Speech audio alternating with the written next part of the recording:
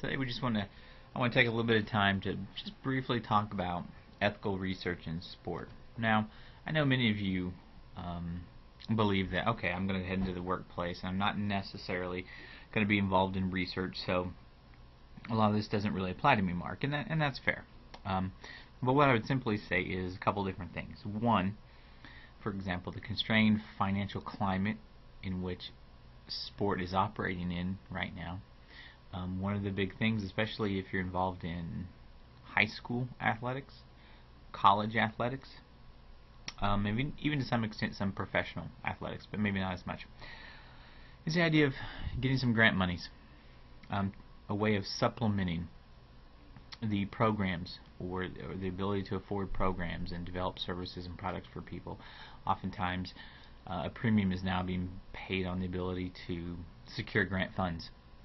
And if that is indeed the case, then, which it appears to be, then a basic understanding of research is going to be very important for those practitioners. Because if you think about those practitioners that have an ability to synthesize some of these kind of academic concepts regarding research, then it kind of puts them a bit of a leg up on some of the competition regarding how to secure those funds. Well, part of that whole process is looking at the ethics of evaluation. Evaluation is something you're going to have to do as you put together a grant proposal, which is simply saying, this is what we are going to accomplish. In utilizing this data, this is how we were able to, or were not able to, accomplish our goals. And so you have to, be it surveying people, be it looking at archival data, be it sitting down and talking to people through focus groups or interviews, that idea of evaluation, it is research. Well, being that we're involved in sport, the vast majority of the subjects, quote unquote, that we're going to be dealing with are people. And people are wonderful, and they're horrible, and they're all these different things in between, but nonetheless, they're complicated. And we also wanted to adhere to the basic, teleologies and deontologies are talking about maximizing the welfare of humanity. Alright, well, we're not necessarily maximizing the welfare of humanity here, but we want to maximize what it is that we're providing our discipline. And one way of doing that is to just a simple recognition that we're dealing with people, and we need to make sure that we take into consideration people's feelings, people's reactions, and whether that is right or wrong. The Institutional Review Board for the Protection of Human Subjects, IRB, is basically a board that's set up on university and college campuses that overviews research involving humans. Now, not every research project has to go to IRB board. In fact, if you're in athletics, at least the way it is here at Wichita State, athletics is exempt from IRB board approval. Okay, that's not going to be the same for every university. And if you're involved in scholastic athletics, most large school districts have a person or a board where you have to submit research projects, things like this, just to make sure that A, the people that are involved have informed consent and they know exactly what they're getting into, and B, you're going to be demonstrating to everyone, or at least you just simply say, look, I don't want to hurt anyone. This is what I'm talking about. These are the measures that I'm going through to make sure that everything is right, well, and good. There are many different categories of research or different ways of thinking about research, and I don't want to spend a ton of time on this because I tend to cover this mostly in the sport and society class, and you talk about in other classes as well. But these different categories of research you can see listed there. It's just different dichotomies, ways of breaking down an understanding of the research process. One of the things that no matter what we're talking about, we're dealing with social research, so we're dealing with the scientific method. And so if you look at Wallace's wheel of science, basically what we see is just how all this stuff fits together. For us, we're going to be looking, the observations, the evaluation. Now, your hypothesis and your theory, these are the things that generate your research questions. Okay? And so let's say you have a survey. These two things are going to influence your survey questions, what types of questions you're going to ask. You're going to get that information back, and then you're going to draw some basic conclusions. That's all we're talking about here. Some of these dichotomies of research, pure and applied, Pure is exactly what it looks like there. You can read the definition, same as with applied. The thing that I find very exciting about sport is that oftentimes the research that we're going to be involved with is going to be dealing with both of these. We're going to kind of amalgamate them together, and while we're trying to further the knowledge base in a particular area, we're also trying to glean something from that might apply to our organizations. Oftentimes a customer satisfaction survey, that's a great example of a synthesis of a pure and applied research.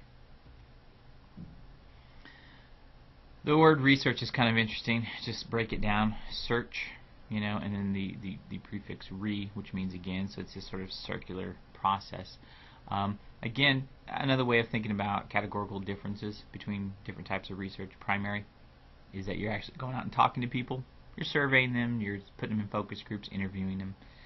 Or you can look at secondary data. And let's say you look at NCAA graduation rates. That's a great example of secondary data. It's good, useful stuff, and just because you didn't generate it doesn't mean that it's better or worse. It's just a different type of information. And obviously, the more you can synthesize primary and secondary research, the stronger your argument is going to be. Qualitative and quantitative. Quantitative, kind of looking at quantities, so it's going to involve more counting, numbers, statistics, that kind of thing. Qualitative tend to be more quality-oriented things, so you're going to learn more about why people do things. You get to know them on a much more individualistic level. It's going to be sitting down talking with people. One is not necessarily better or worse than the other. They are just essentially different ways of gathering information. And truth be told, if you can, both. Because both, we like the pie charts and the bar charts. It has a sense of scientific legitimacy. But then the qualitative will give us those kind of testimonials, if you will, that you can put on a website, or that you can utilize those quotes during a presentation to really humanize whatever that bar chart or pie chart is actually saying. When you're dealing with sport studies, sport management kind of part of that. Sport management comes out of education or social science. It also comes out of business, and when you're dealing with any of those disciplines, you're dealing with people. And so the idea is that to do no harm, and this is just an example from sociology where the Tuskegee Institute, basically what they were doing is they were giving people venereal diseases, STDs, syphilis, and as these people came in, they were supposed to be giving them medicine, and some people they gave them vaccines or medicine, others they gave placebos because they wanted to see the effects, the damaging effects of the particular disease. And so, that's obviously something we don't necessarily deal with. Maybe exercise science deals with a little bit more in terms of VO2 max and chemicals and things like that. But it still provides a nice philosophical dilemma-based point. How do we make sure that we're not doing, the people that have taken the time to give us this information, how do we make sure that we're not doing harm to them?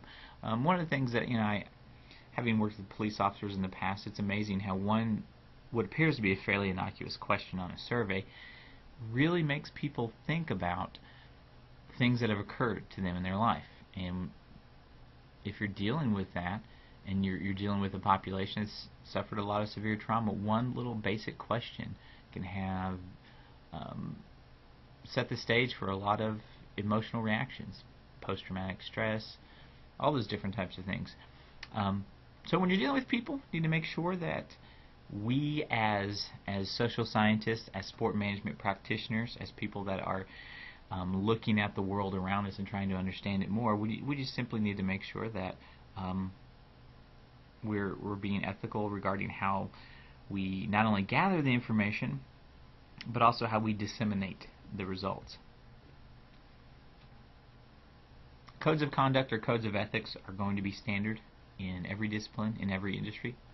We in sport management, obviously we'll talk a little bit about that later in the semester when we talk about codes of conduct, but we have one here as well.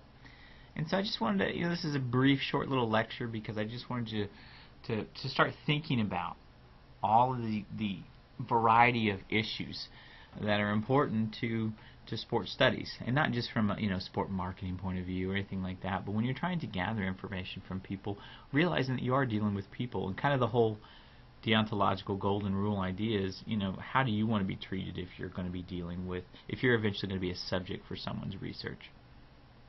The conduct of sports science research is replete with many ethical issues, such as bias in research, conflicts of interest, intellectual property rights, and unjustified risk to human participants. I also have another presentation that's going to be required, and it's through the graduate school here at Wichita State University, and it's actually over in the other folder, and there'll be a small little presentation. You'll have a little pass-fail quiz that you'll take at the end of it, and this is mandatory. This is something that is set forth in the new graduate school policy here at Wichita State University. So as you click on the information in the class content, you'll see this other section. Please make sure that you look at that, and we will address kind of in particular this whole idea of conflict of interest, intellectual property rights, dissemination of information, that type of thing. If you have any questions, feel free to get in contact with me, and we'll talk more about it.